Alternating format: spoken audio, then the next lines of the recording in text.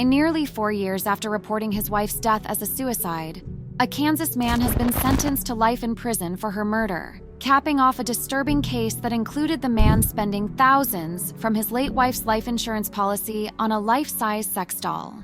Colby Trickle was convicted in September 2023 of first-degree murder and obstructing law enforcement in the October 2019 shooting of his 26-year-old wife, Kristen, at their home in Hayes. On Halloween morning that year, Trickle called 911 claiming Kristen had shot herself, but responding officers quickly grew suspicious of his account.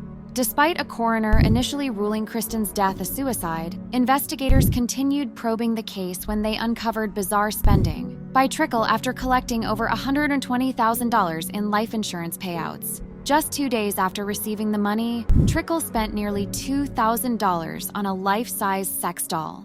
To have him ordering this type of doll just months after his wife's death was concerning, Detective Joshua Burkholder told reporters. Prosecutors say Trickle blew through the entire $120,000 insurance payout in just 8 months, spending lavishly on video games, paying off debts, and buying music equipment to pursue becoming a performer.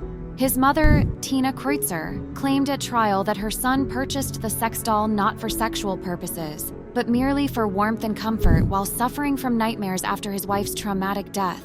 An expert who conducted a psychological autopsy concluded Kristen Trickle was unlikely to have taken her own life based on evidence from the scene, including her setting a morning alarm for work and appearing to have future plans. Jurors ultimately rejected Trickle's claim of suicide after less than a day of deliberations. In November 2023, Trickle was sentenced to life imprisonment, with no possibility of parole for 50 years. Ellis County Attorney Aaron Cunningham called the case one of the most disturbing and heinous he had ever prosecuted.